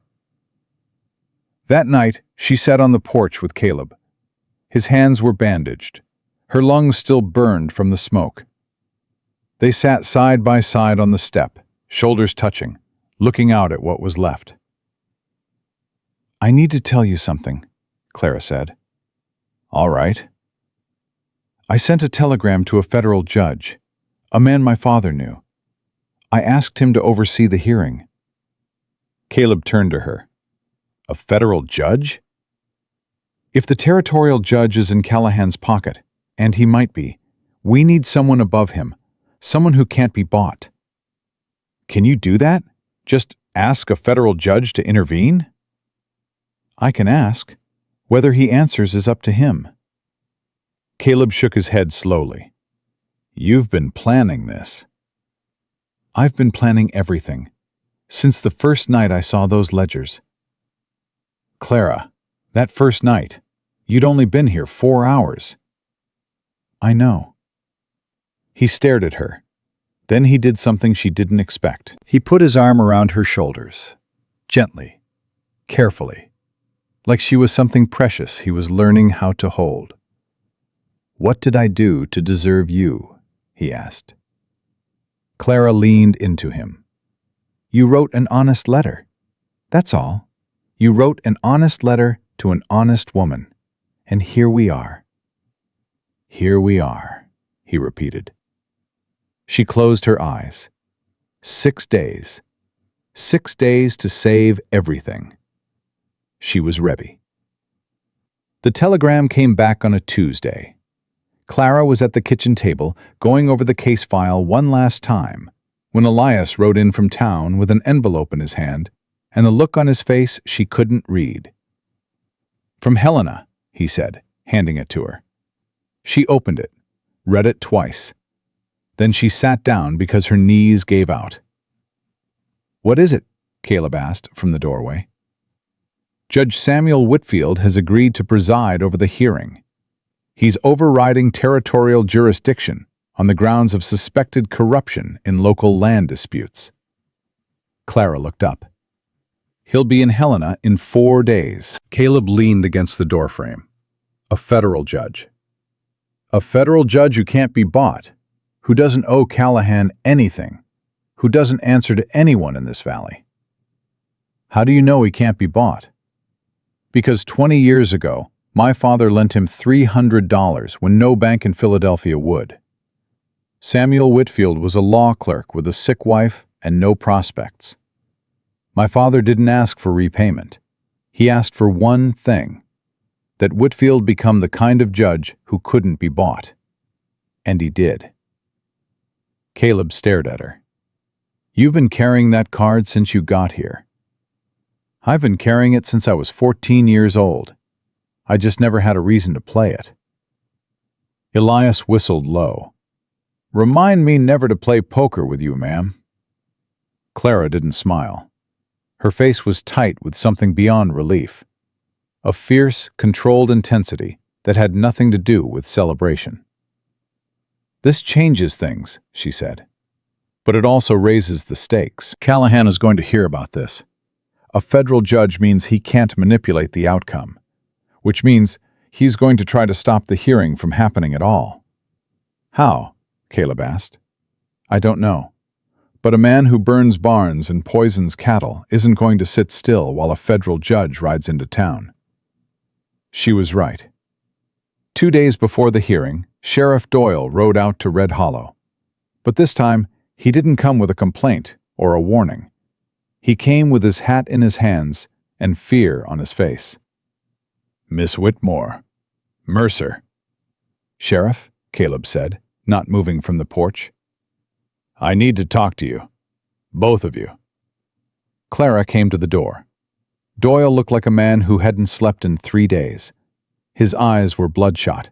His badge sat crooked on his vest, like he'd pinned it on in the dark. "Callahan came to see me last night," Doyle said. "He told me to arrest you both. Trespassing, threats, destruction of property. He wants you locked up before the hearing." "On what grounds?" Clara asked.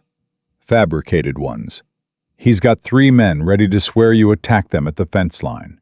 He's got a 4th who'll say Caleb threatened him with a rifle on the public road." "That's perjury," Clara said. "I know what it is." "And you're here because?" Doyle's hands tightened on his hat brim. He crushed it and didn't seem to notice. "Because I'm done," his voice cracked. "I'm done being his dog. I've looked the other way for 2 years. I watched him run good people out of this valley. I watched him buy land for pennies and sell it for dollars and call it business. I told myself it wasn't my fight, but it is. It always was." Clara came down the porch steps. "What are you saying, Sheriff?" "I'm saying I won't arrest you, and I'm saying I'll testify, at the hearing, about everything Callahan asked me to do. Every threat, every bribe, every time he told me to look the other way." Silence. Caleb pushed off the railing and walked to the edge of the porch. "You know what that means for you?" "It means I'm finished in this town. Callahan will destroy me." "Then why?" Doyle looked up at him. His eyes were wet and his jaw was shaking, but his voice came out steady. "Because I had a daughter once. She died young. And I think about what she'd say if she could see what I've become. I think she'd be ashamed." He put his hat back on. "I don't want to die a man my daughter would be ashamed of." Clara's throat closed. She blinked hard and fast. "Sheriff Doyle," she said, "come inside. We have a lot to discuss." They spent the rest of that day building the final case. Clara organized the evidence into 3 stacks. Stack 1, the land documents. Thomas Harlan's field notes, the original survey, the bribe letter, the boundary petition Callahan had filed. Stack 2, the sabotage. The poisoned cattle count, the cut fence reports, Elias's testimony about the water diversion, the kerosene can from the barn fire. Stack 3, the corruption. Sheriff Doyle's testimony about Callahan's threats, bribes, and instructions to obstruct justice. When she laid it all out on the table, even Caleb, who had lived through every piece of it, went quiet. "That's a lot of paper," Elias said. "That's a lot of truth," Clara corrected. "Will it be enough?" Caleb asked. "It has to be." The night before they left for Helena, Caleb asked Clara to walk with him. They went behind the house, past the vegetable garden Clara had planted in her 2nd week, past the well, to a small fenced plot under an old cottonwood. 2 wooden crosses, one large, one small. Margaret Mercer, 1852 to 1881. James Mercer, born and died January 14th, 1881. Caleb stood at the fence and didn't speak for a long time. "I come here when I need to think," he said finally. "When I need to remember why I'm fighting." Clara stood beside him. She didn't touch him. She waited. Margaret would have been 32 this year. James would have been 3. His voice was steady, but the steadiness cost him everything. "I used to come here and promise them I'd keep the ranch, that I'd hold on to what we built. But I was lying. I was losing it. Piece by piece, day by day, I was losing everything they left me." "Caleb," and then you showed up. He turned to her. "You showed up with your broken suitcase and your $17, and your stubborn, brilliant, terrifying mind. And you did what I couldn't. You gave this place a chance. We gave it a chance, together. I need you to know something. Before tomorrow, before the hearing, before whatever comes next." He took her hands. His were still bandaged from the fire, rough and tender at the same time. "I loved Margaret. I will always love Margaret. But what I feel for you isn't less than that. It's different. It's its own thing. And it's real." Clara squeezed his hands. "I know," she said. "I've always known. If we lose tomorrow, we won't. But if we do, I need you to know that you saved me, not the ranch. Me." She stepped forward and put her arms around him. He held her back, tight, fierce, like a man holding on to the last solid thing in a world that kept trying to shake him loose. "We're not going to lose," she whispered. "How do you know?" "Because we've already survived everything he could throw at us. The rest is just paper and words. And those are my weapons." He laughed against her hair, rough and quiet and real. "God help Callahan," he said. They left for Helena before dawn. Clara, Caleb, and Elias in the wagon. Sheriff Doyle rode separately. He couldn't be seen traveling with him. Not yet. The ride took 2 days. They camped one night on the road, and Clara barely slept. She lay under the wagon, staring at the stars, running through the case in her head. Every argument, every piece of evidence, every possible countermove Callahan might make. Caleb lay beside her, awake. "You're thinking too loud," he said. "I'm thinking at the appropriate volume. Come here." She moved closer. His arm went around her shoulders. "Whatever happens tomorrow," he said, "we walk in together and we walk out together. Together. That's all I need to know." She closed her eyes, and for the first time in weeks, she slept. Helena was bigger than Stillwater by a factor of 10. Busier, louder, harder. The territorial courthouse sat on the main street, a stone building with tall windows and a flagpole out front. They arrived an hour early. Clara wore her best dress, the one she'd been saving, the one without patches. Caleb wore a clean shirt and the suit jacket Elias had somehow dug out of a trunk in the bunkhouse. It was too tight across the shoulders, but he wore it like armor. Victor Callahan was already there. He stood on the courthouse steps with 2 lawyers and 4 men Clara recognized as his ranch hands. He was dressed immaculately. Dark suit, polished boots, that silver watch chain glinting. He looked like money. He looked like power. He looked at Clara and smiled. "Miss Whitmore," he said. "Or is it Mrs. Mercer now? I hear congratulations are in order." "Save your congratulations for the courtroom," Clara said. "You'll need the practice." Callahan's smile didn't flicker, but one of his lawyers shifted uncomfortably. Inside, the courtroom was already filling. Clara was shocked. She'd expected the judge, the parties, maybe a clerk. Instead, the gallery was packed. And the faces. She recognized them. Martha Greer, Edna Harlan, Mrs. Dalton, Sarah Pike, Ruth Emerson. All 8 women from the church meeting, and more besides. They'd made the 2-day journey to Helena. Every one of them. Martha caught Clara's eye and nodded once. No smile, just steel. Clara's chest tightened. She nodded back. Then the door behind the bench opened, and Judge Samuel Whitfield walked in. He was older than Clara expected, 70 maybe. White-haired, thin, with a kind of face that looked like it had been shaped by decades of listening to liars and sorting through the wreckage they left behind. He wore no expression at all. His eyes swept the courtroom once, noting everything, reacting to nothing. "This hearing will come to order," he said.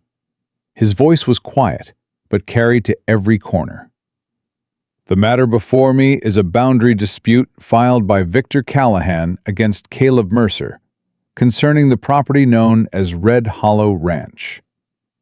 I have also received counterfilings from the Mercer party, alleging sabotage, fraud, and obstruction.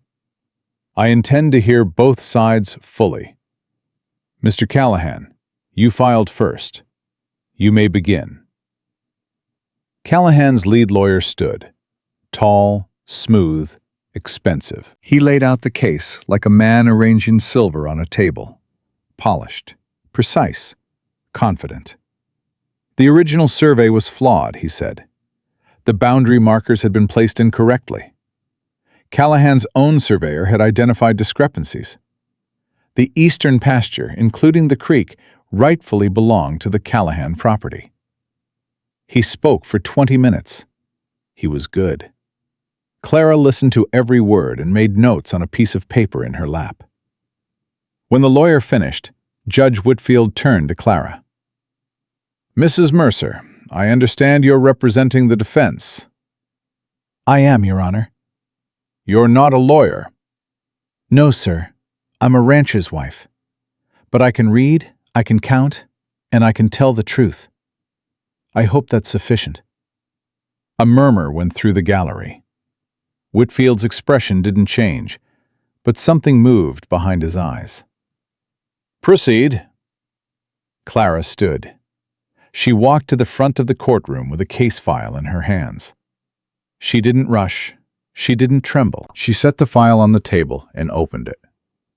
"Your Honor, the original boundary survey of Red Hollow Ranch was conducted in 1871 by a licensed territorial surveyor named Thomas Harlan. Mr. Harlan's field notes, which I have here, authenticated by his widow, Edna Harlan, who is present in this courtroom, clearly establish that the eastern boundary of the Mercer property extends to the creek known locally as Red Hollow Creek." She placed the field notes on the bench. "Mr. Callahan's petition claims irregularities in this survey, but the irregularity Mr. Callahan refers to is not an error. It is a deliberate attempt by his own family to alter the boundary. I have here a letter written by Thomas Harlan in 1871 describing an attempted bribe by Mr. Callahan's father to move the boundary markers westward. Mr. Harlan refused. The letter is dated, signed, and witnessed." She placed the letter on the bench. The courtroom went silent. Callahan's lawyers exchanged a glance. "Furthermore," Clara continued, "I have documentation showing that Mr. Callahan has, over the past 2 years, engaged in a systematic campaign to force the sale of Red Hollow Ranch through illegal means. These include diversion of water on territorial land, poisoning of cattle, destruction of fencing, arson, and the hiring away of ranch hands through coercion." She placed each document on the bench as she named it. The stack grew. "I have a water use claim filed with the Territorial Office, establishing Red Hollow's priority rights to the creek. I have a kerosene can recovered from the scene of a barn fire at Red Hollow Ranch, a fire that was deliberately set. I have testimony from Elias Boone, foreman of Red Hollow, who witnessed Callahan's men diverting water and cutting fences. She paused, looked at the gallery. And I have testimony from Sheriff James Doyle of Stillwater, who is prepared to state, under oath, that Victor Callahan repeatedly instructed him to obstruct justice, ignore complaints from the Mercer family, and fabricate charges against myself and my husband. The courtroom erupted. Callahan shot to his feet. "That is a lie!" Whitfield's gavel came down once, hard. "Sit down, Mr. Callahan." "She's fabricating. I said, sit down." Callahan sat. His face was white. His lawyers were whispering furiously. "Sheriff Doyle," Whitfield said, "are you present?" Doyle stood up in the back row. He looked like a man walking to the gallows, but he walked forward anyway, step by step, all the way to the front. "I'm here, Your Honor." "Are you prepared to testify to what Mrs. Mercer has described?" Doyle took a breath, looked at Callahan, looked at Clara, looked at the judge. "Yes, sir. Every word." What followed was the longest 2 hours of Clara's life. Doyle testified. He named dates, amounts, specific instructions. He described the bribes, cash, cattle, land promises.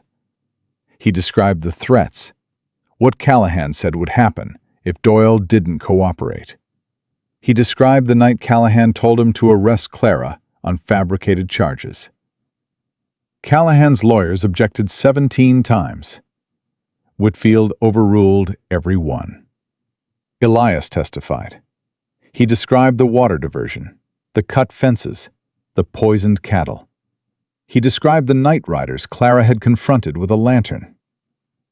Martha Greer testified. She described Callahan's economic pressure on Stillwater businesses, the implicit threats, the withdrawal of business from anyone who supported the Mercers. Edna Harlan testified. She authenticated her husband's papers and his letter about the bribe. And then Clara presented the financial records. Every illegal water fee Caleb had paid. Every dollar Callahan had taken under false pretense. She laid it out so clearly, so precisely, that even Callahan's lawyers stopped objecting. By the time she finished, the courtroom was silent in a way that felt like thunder. Judge Whitfield looked at the evidence for a long time. He read Thomas Harlan's letter twice. He reviewed the water claim filing. He examined the field notes. Then he looked at Callahan. "Mr. Callahan, do you wish to respond?" Callahan stood. For the first time since Clara had known him, he looked small. "This is a conspiracy," he said, "orchestrated by a woman who has no standing in this territory, who has manipulated a grieving widower, who has—" "Mr. Callahan." Whitfield's voice cut like a blade. "I asked if you wish to respond to the evidence, not if you wish to attack the character of a woman who has, in the last 2 hours, presented a more thorough and competent legal case than your 2 lawyers combined." Callahan's mouth opened, closed, opened again. Nothing came out. "I've heard enough," Whitfield said. He didn't deliberate. He didn't retire to chambers. He ruled from the bench. "The boundary petition filed by Victor Callahan is denied. The original survey of 1871 stands. Red Hollow Ranch's property lines are confirmed as documented in the Harlan field notes. Furthermore, based on the testimony and evidence presented, I am referring the matter of cattle poisoning, arson, water diversion, and obstruction of justice to the Federal Marshal's Office for criminal investigation. Mr. Callahan, I strongly advise you to retain counsel for those proceedings." He brought the gavel down. Clara's knees buckled. She grabbed the table and held herself upright. Caleb was at her side in 2 steps. His arms went around her, and he held her so tight she could feel his heart beating against hers. Fast, hard, alive. "It's over," she whispered. "It's over." The gallery erupted. Martha Greer was on her feet, clapping. Edna Harlan rapped her cane on the floor. The women of Stillwater, all of them, rose together, and the sound of their voices filled the courtroom like a wave. Callahan walked out without speaking. His lawyers followed. His men followed. They left through the side door, and they didn't look back. Sheriff Doyle stood in the aisle, hat in his hands, tears on his face. Clara walked to him. "Thank you, Sheriff." "Don't thank me. I should have done it years ago." You did it today. That's what matters. He nodded, put his hat on, walked out into the sun. They married properly 3 weeks later, in the Stillwater church, with Elias as best man and Martha Greer as witness. Half the town came. The other half stayed home, but that was all right. You don't need the whole world. You just need enough. Clara wore a dress she'd sewn herself. Nothing fancy, nothing borrowed. Her own hands, her own work. That's how she wanted it. Caleb wore a clean shirt and the expression of a man who couldn't believe his own luck. The preacher kept it short. Caleb's hand shook when he put the ring on. Clara's didn't. Elias cried. He denied it afterward, but every person in that church saw it. That evening, back at Red Hollow, Caleb handed Clara a piece of paper. "What's this?" she asked. "Deed transfer. Half the ranch. Your name right next to mine. Legal and binding." Clara stared at the paper. "Caleb, you don't have to." "This was never just my ranch, Clara. From the day you sat at that table and showed me my own books, this was ours. I'm just making the paper match the truth." She held the deed against her chest. She didn't cry. She was done crying. What she felt was bigger than tears. It was solid. It was deep. It was the feeling of standing on ground that would hold. Fall came gentle to Red Hollow. The heat broke. The creek ran steady. The cattle that survived, 400 and change, grazed the eastern pasture without interference. Callahan's ranch went quiet. The federal investigation moved slowly, the way federal things do, but it moved. His men scattered. His influence shrank. By October, he'd sold half his holdings to pay legal fees. By December, he was gone. "Moved to California," someone said. "Good riddance," everyone said. Sheriff Doyle resigned. The town elected a new man, younger, cleaner, recommended by Judge Whitfield himself. Doyle moved to a small cabin outside town and spent his days fishing. Clara brought him bread on Tuesdays. He never asked why. She never explained. Elias stayed. Of course Elias stayed. He was Red Hollow's foreman, and he'd be Red Hollow's foreman until they buried him on the property, which he fully intended. Old Pete's hip healed enough that he could ride again by winter. He celebrated by falling off his horse the first day back and cussing so loud the cattle stampeded. Clara charged him $1 for every animal they had to round up. He paid in whiskey. She accepted. New hands came. Good ones. Word had spread about what happened in Helena, and men who wanted to work for decent people found their way to Red Hollow. By spring, Caleb had a full crew, and by spring, Clara was pregnant. She told Caleb on a Sunday morning, sitting on the porch, drinking coffee. Just like that. No fanfare, no drama. "I'm carrying," she said. Caleb set his cup down. His hand was shaking. "You're sure?" "Doc Hensley confirmed it yesterday." He stood up, sat down, stood up again. Then he knelt in front of her chair and put his hands on her knees and looked at her with an expression that broke every wall he had left. "Clara." "I know." "A baby." "I know." "Our baby." "Caleb Mercer, if you cry, I'm going to cry, and then Elias is going to cry, and this whole ranch is going to fall apart." He laughed. He cried anyway. So did she. Elias walked up from the barn, saw them both weeping on the porch, and said, "Lord have mercy! Who died?" "Nobody died," Caleb said. "We're having a baby." Elias took off his hat, held it over his heart, and grinned so wide it split his face in two. "Well," he said, "I'll be damned." The baby came in February, a girl. They named her Margaret, after the woman who came before. And they gave her the middle name Edna, after the woman whose husband's truth had saved their home. Margaret Edna Mercer came into the world screaming like she had something to say, and Clara held her and thought, "Yes, you do.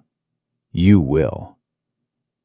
Caleb held his daughter for the first time, with hands that had pulled barbed wire, dragged timber, fought fires, and signed legal documents. Hands that had learned to be gentle because a woman from Pennsylvania had shown him it was safe. "She looks like you," he said. "She looks like trouble," Clara said. "Same thing." Years passed, the way years do. Too fast and not fast enough, all at once. Red Hollow grew. Clara managed the books, the contracts, the negotiations. Caleb managed the land, the cattle, the men. They argued about fencing and feed prices and whether to expand south. They argued the way partners argue, with heat and respect and the absolute certainty that they'd figure it out together. They had a second child, a boy. They named him Thomas, after the surveyor who'd drawn the line and held it. Martha Greer became the children's unofficial grandmother. She closed the store on Sundays and rode out to Red Hollow with candy in her pockets and opinions about everything. The children adored her. Clara tolerated her. Caleb hid in the barn. Edna Harlan lived to see Margaret take her first steps. She died the following winter, peacefully in her own bed. Clara sat with her at the end and held her hand. "You did it, girl," Edna whispered. "You saved that ranch." "We all did," Clara said. "No," Edna's grip tightened, fierce even at the end. "You. Don't ever let anyone tell you different." Clara kept the Harlan field notes in a locked box in the house. She showed them to her children when they were old enough to understand. She told them the story, all of it. The letter that brought her west, the ledgers, the fire, the courtroom, the women who stood up when it mattered. She told them so they'd remember. On a warm evening in the summer of 1892, 8 years after Clara Whitmore had stepped off a stagecoach with $17 and a broken suitcase, she sat on the porch of Red Hollow Ranch and watched her children chase each other through the tall grass. Caleb sat beside her, older now, steadier. The hard lines of his face had softened, not into weakness, but into peace. "You remember the first thing you said to me?" he asked. "I said, 'Mr. Mercer, I'm here about the position.'" "And I said, 'I know what you're here for.'" "You were wrong." "I was dead wrong." She leaned against his shoulder. His arm went around her. "I answered an advertisement for work," Clara said. "I found a life I built with my own hands." Caleb kissed the top of her head. "Our hands," he said. Margaret ran to the porch and climbed into Clara's lap. Thomas followed, grabbing Caleb's knee. The evening stretched out wide and warm, full of the sounds of children and horses and the creek running steady through land that belonged to them. Legally. Permanently. Earned. Clara Whitmore Mercer had arrived at Red Hollow with nothing. She had not been rescued. She had not been saved. She had chosen this life, fought for it, bled for it, and built it, board by board, page by page, word by word. Not rescued, not saved. Chosen.